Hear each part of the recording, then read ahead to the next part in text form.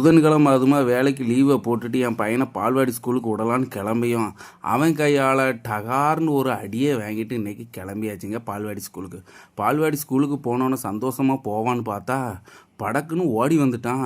முதல்ல உள்ளே போனால் பார்க்கவே என்ட்ரன்ஸ் செமையாக இருந்துங்க. விளையாட்டு பொருள்லாம் எவ்வளோ வச்சுருந்து பாருங்களேன். நம்மளாம் சின்ன பையனாக இருக்கும்போது வெறும் பாயில் தான்டா உட்கார வச்சிங்க, எங்கடா விளையாட விட்டுங்க அப்படின்னு சொல்லிட்டு இவனை இறக்கி விட்டா ஒரு சில பிள்ளைகள்லாம் டகடகடகன்னு எல்லாம் கடகடன்னு அழுது.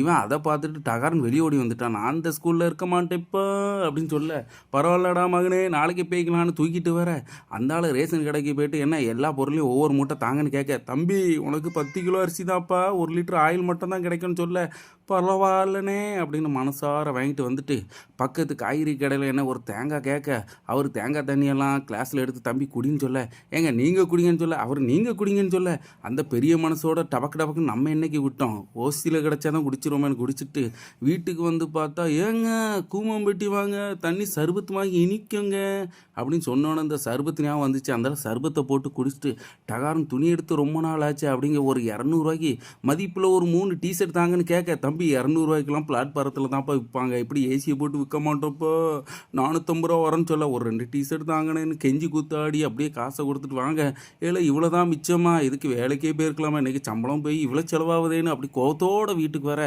ஏங்க காய்கறி வாங்கணும்னு சொல்ல, எங்கடா வாங்கணும், பெரிய கடைக்கு கூட்டு போயிடுவாங்களோ பயப்பட, ரோட்டு கரையில் வெறும் 40 கிலோ காய்கறி வேறு லெவலில் இருந்துச்சுங்க.